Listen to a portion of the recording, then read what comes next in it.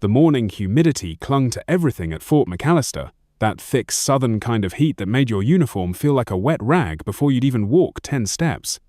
Soldiers were already lining up for morning formation, boots thudding in rhythm across the concrete. Inside the supply depot, the buzz had started early requests being logged, gear pulled, paperwork shuffled like it was wartime. No one paid attention when an old Ford Ranger rolled up near the entrance, coughing smoke like it was as tired as its driver.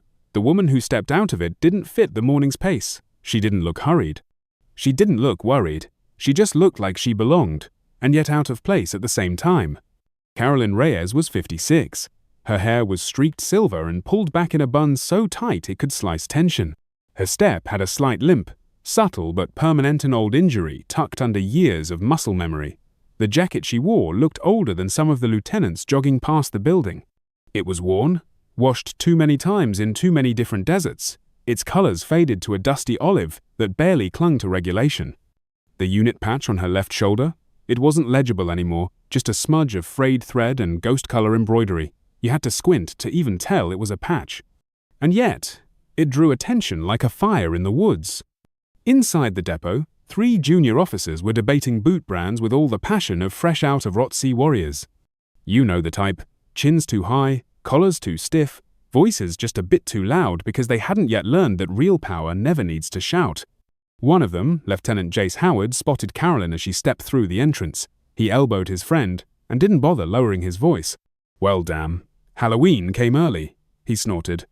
His buddy, Lieutenant Briggs, smirked. "That jacket's older than my career. Looks like she crawled out of a Cold War museum." The third, Lieutenant Mason, added, "Probably tells bar stories about top-secret missions and made-up medals. One of those types." Their laughter wasn't cruel. Not exactly. It was worse, it was dismissive. The kind that bubbles up from arrogance and ignorance, not true malice. They didn't think they were mocking a person. They thought they were mocking an idea. A has-been, a wannabe, someone who didn't matter. Carolyn heard them. She didn't flinch. She walked with the quiet kind of composure that unsettles people without them knowing why. She moved like someone who'd been trained to scan exits before making eye contact, like someone who didn't just wear boots, she earned them. At the counter, a young private named Daniels looked up nervously from his terminal. Barely out of basic, he scanned Carolyn's faded ID and frowned. Ma'am, I think the system needs active duty clearance or assigned unit verification. I might have to get my supervisor." She handed over her papers, 3 crisp pages, signed and stamped by Battalion Logistics. Everything in order, but the system didn't care. The screen blinked red. Manual approval required. That's when Lieutenant Howard stepped in. "I can take a look," he offered with a grin that was all teeth and no warmth. He grabbed the papers like they were forged, held them up to the light. "Yeah, see ma'am, we get a lot of these. People trying to slide through with expired waivers, fake clearances, all kinds of tricks. It's not that we don't appreciate veterans, it's just," he paused for emphasis, "we have protocols for a reason." He said it loud enough for everyone to hear, loud enough for humiliation to settle over Carolyn like Georgia heat. Carolyn didn't say a word. She didn't argue. She didn't defend herself. She simply stepped aside, sat on the cold steel bench near the vending machines, and waited, calm, still, like a rock in the middle of a fast-moving current. But the lieutenants weren't done. As they strutted past, Lieutenant Mason tossed out, "Might want to wear something that actually fits next time. There's regs for civilian appearance too." A snicker, a high five, then back to their world of confidence and clean boots. But something had shifted. A civilian contractor pushing a crate of ammo stopped mid-stride when he saw the shadow of that old patch on her shoulder. He stared, then turned and hurried into the back room without a word. Carolyn Reyes sat perfectly still on that metal bench, her clipboard resting on one knee like it had all the time in the world. Around her, the depot throbbed with movement soldiers arguing over supply forms, forklifts groaning under crates of MREs, radios crackling half-heard orders. But there was a kind of magnetic stillness around her that didn't quite belong to Monday morning chaos. She adjusted the strap on her bag. That's when her jacket shifted slightly just enough for the fabric on her shoulder to pull tight, revealing a faint, sun-bleached outline. It wasn't much, just some threads. A blur of a symbol, frayed so thin it almost looked accidental. Almost, but not to everyone. A supply warrant officer named Reggie Dunn, who'd spent 20 years in and out of Middle Eastern deployments, passed behind the vending machine and caught a glimpse of that patch. His foot caught mid-step. His brow furrowed. He stared just for a second. Then he looked away fast and moved on like he hadn't seen anything at all. Lieutenants Howard, Briggs, and Mason had gathered near the front counter again. They were still talking about Carolyn, loud enough for people to hear, soft enough to pretend they weren't aiming at her. "You can always tell," Howard was saying, his voice smug. "They wear those jackets like they're armor, like people are going to bow just because they bought a surplus patch on eBay." Briggs laughed. "I bet she's got a story for every scar. Operation Ghost Knife or something. Can't verify a thing, but she'll look you dead in the eye while she tells you about it." "Yeah," Mason added. "Then it's always classified. Or some dramatic line like, 'If I told you, I'd have to kill you.'" Their audience had grown 2 more junior officers and a corporal who didn't know better than to stay out of it. The laughter spread, soft and toothless but real, the kind of pack behavior that gave cowards courage. Carolyn still hadn't said a word. The private behind the counter, Daniels, was now fidgeting with his terminal, glancing nervously between the lieutenants and the older woman on the bench. He looked like a kid stuck between following orders and doing the right thing, and afraid either one would cost him. Then the depot door opened behind them with a hiss of hydraulic pressure. Nobody paid it much attention until someone walked in with a presence that changed the air. It wasn't the boots, or the uniform, or even the quiet thud of coffee mugs on the counter. It was the stillness. He placed 4 mugs down just hard enough for the ceramic to clink an unspoken announcement. Brigadier General Marcus Reeves stood there without ceremony, combat fatigues not fresh from the dryer, but worn, real. Sleeves rolled up to show old ink-airborne wings on one arm, a Pathfinder blade on the other. He didn't wear stars on his collar. He didn't need to. No one had heard him enter. And no one dared speak. Lieutenant Howard looked up, confused, then paled. "Oh, crap," he muttered under his breath. "That's Reeve. That's Marcus Reeve." Briggs blinked. "You're kidding? The guy who led the exfil from Sangin Valley? The Pathfinder op in Helmand?" Mason's mouth had gone dry. He briefed the Joint Chiefs last month. None of them moved. Reeve didn't look at them. Didn't need to. He simply picked up the 5th coffee cup black, steaming, and walked straight across the depot. Toward Carolyn. The room seemed to lean in with every step. Carolyn hadn't moved, but something in her posture had, subtle, alert, like a wire had been tripped somewhere deep inside.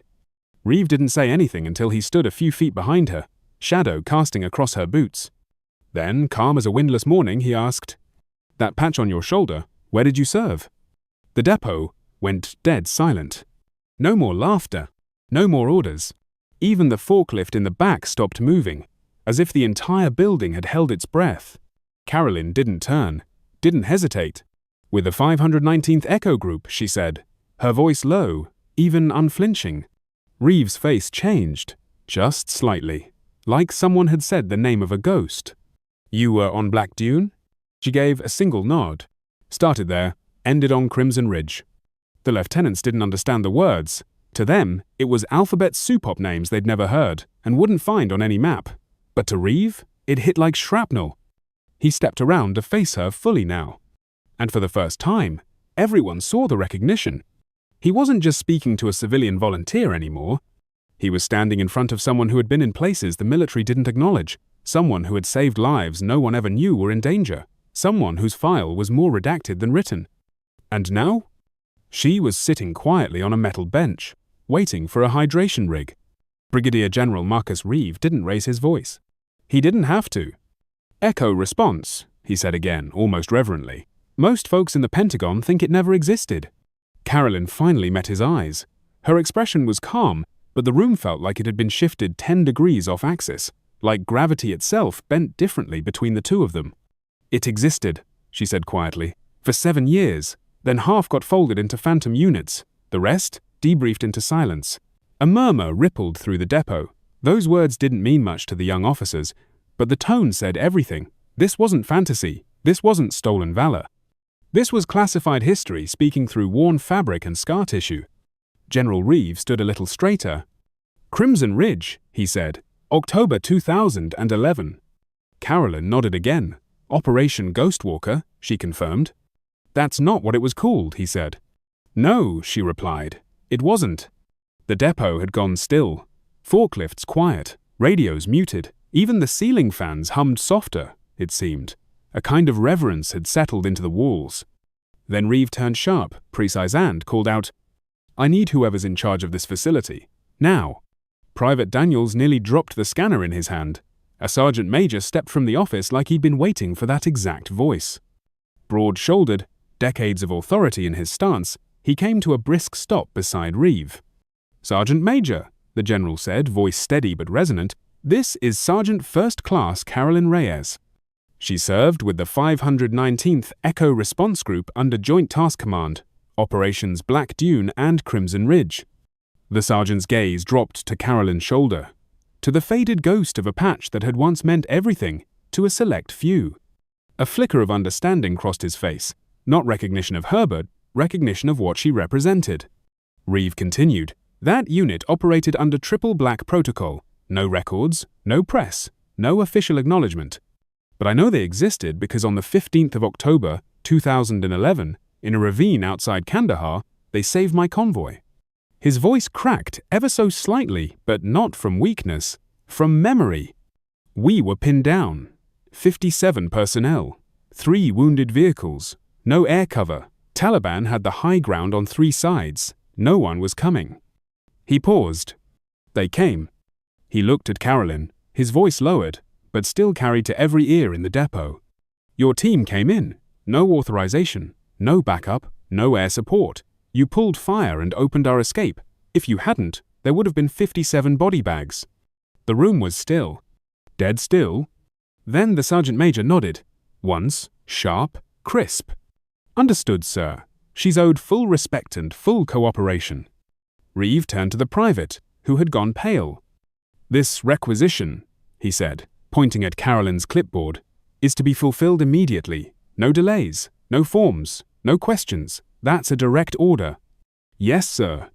Private Daniels nearly shouted, scrambling behind the terminal, fingers tripping over themselves as he input override codes with the urgency of a man correcting a mistake he'd feel guilty about for a decade.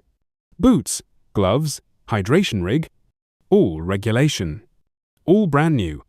All handed over, with hands that trembled just slightly. Meanwhile, the lieutenants who had spent their morning laughing had grown very, very quiet.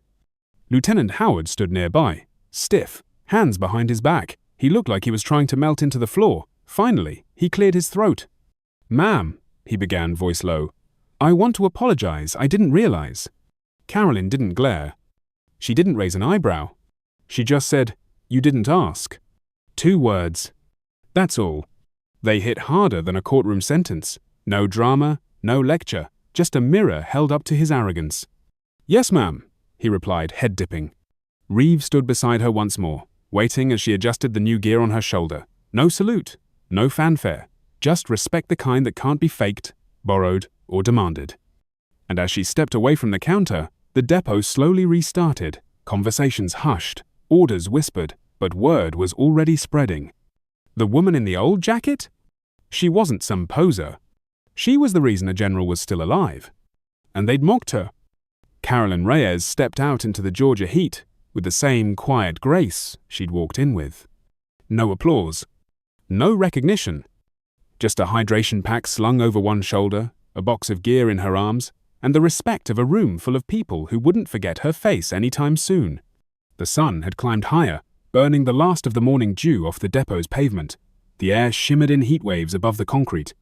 Somewhere in the distance, cadence calls echoed from a PT formation, sharp, strong, oblivious to what had just unfolded inside the supply building. Behind her, the depot was still humming, but differently now. You could almost feel it in the walls. Officers weren't speaking as loudly, privates weren't moving as casually, and those 3 lieutenants? They hadn't moved an inch since the moment General Reeves said her name out loud. They weren't the center of attention anymore. They were just quiet. Carolyn adjusted the strap of her bag and walked across the parking lot. She wasn't smiling, but there was something lighter in her posture, like she'd been carrying a weight for years, and just now someone else had finally reached out and taken part of it, not out of pity, not out of guilt, out of recognition. At the edge of the lot, near her sun-baked truck, General Reeve caught up with her. He didn't speak at first, just walked beside her, matching her pace, like they were back on patrol somewhere deep behind the wire, not talking, just knowing. When they reached the tailgate, she opened the bed and slid the gear inside. Only then did he speak. "There's a joint training op next month," he said, watching her carefully. "Fast extraction drills, real-world conditions, quiet hands, experienced minds. We could use someone who knows how to run interference." She closed the tailgate, eyes narrowing just a little. "Contractor slot?" He gave a small shrug. "Call it what you want. We call it a lifeline for the greenhorns." Carolyn chuckled, the first sound like laughter she'd made all day. "Let me guess," she said. "Same kind of lieutenants who thought I was a relic?" "Might be good for them to work with someone who's actually been shot at," Reeve replied. "Might reset their compass." She paused, then gave one of those quiet nods that meant far more than words. "I'll think about it," she said. He didn't press, just nodded back. "Reeve," she added, "I appreciate what you did in there." He shook his head. "Wasn't doing you a favor. I was correcting the record." They stood there for a moment, not in farewell, but in understanding. A shared frequency only a few ever tuned into. Then he turned and headed back toward the depot, boots crunching softly on gravel. She watched him go, then climbed into her truck. No music, no victory montage, just the soft click of a seatbelt, the low rumble of an aging engine, and a dust trail rising behind her as she pulled out. No one saluted. No one clapped. But by chow that evening, everyone on base would know. They'd whisper about the woman in the faded jacket. The one who walked in alone got laughed at and left with a general's respect and a quiet lesson for everyone who watched. Greatness doesn't always come dressed in medals or fanfare. Sometimes it walks quietly, waits patiently, and when the moment comes, it speaks not to impress, but to remind. Because true dignity doesn't demand respect. It earns it one scar, one silence, one act of courage at a time. Have you ever seen someone underestimated, only to reveal a quiet greatness no one expected? Share it in the comments. Some stories deserve to be told.